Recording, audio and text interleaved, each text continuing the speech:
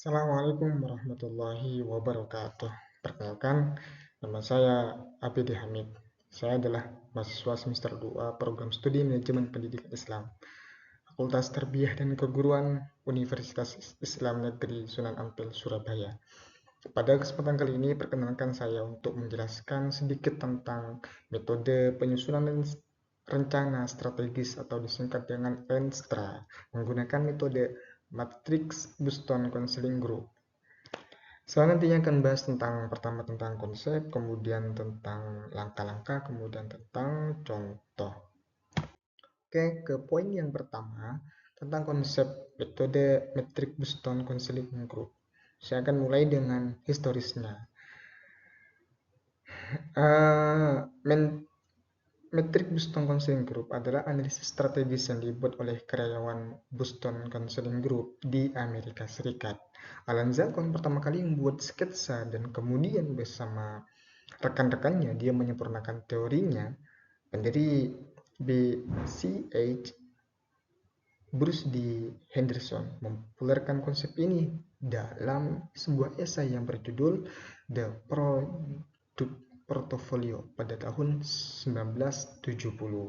Maka saya akan menyimpulkan bahwa Matrix Boston Counseling Group itu adalah alat analisis strategis yang membantu perusahaan untuk mengevaluasi portofolio produk atau bisnis berdasarkan dua, yaitu pangsa pasar relatif dan laju pertumbuhan pasar.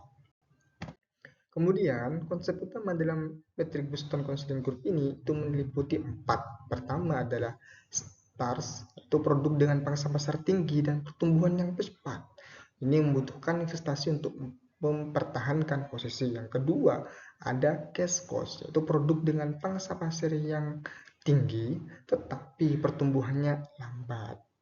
Nah, ini menghasilkan arus kas yang stabil. Yang ketiga, question marks, yaitu produk dengan pangsa pasar rendah di pasar yang pertumbuhannya sangat cepat. Ini berpotensi untuk menjadi stars dengan investasi.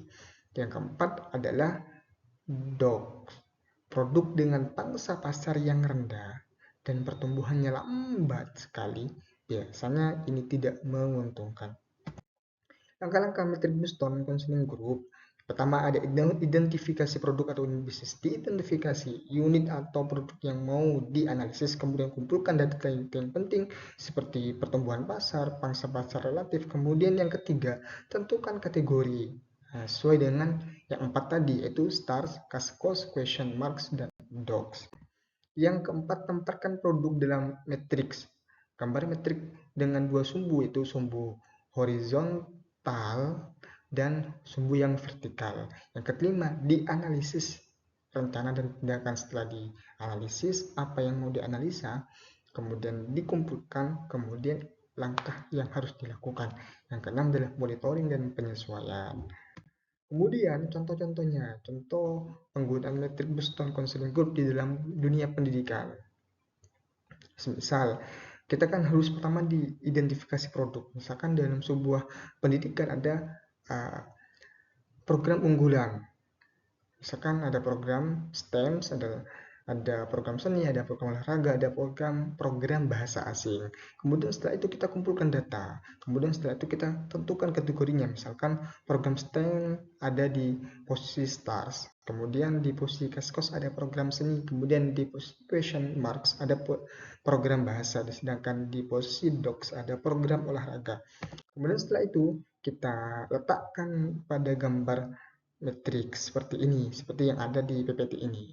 Setelah itu, kita tentukan analisa, rencana, atau tindakan yang harus dilakukan. Kalau tadi di program STEM itu karena sudah tinggi dan di bahasa asing itu juga ada potensi untuk menjadi tinggi, kita akan investasi di sana untuk meningkatkan daya tariknya. Kemudian di program seni karena agak rendah, kita menjaga untuk mempertahankannya, sedangkan di program olahraga itu harus ada evaluasi dan modifikasi. Sedangkan yang terakhir adalah monitoring dan penyesuaian yang berkala, tinjau posisi produk berdasarkan perubahan pasar dan itu. Oke. Sekian yang dapat saya sampaikan. Kalau ada penjelasan yang salah, mohon di komen agar nanti saya juga bisa memberikan klarifikasi dan menyampaikan penjelasan yang benar. Sekian dari saya. Assalamualaikum warahmatullahi wabarakatuh.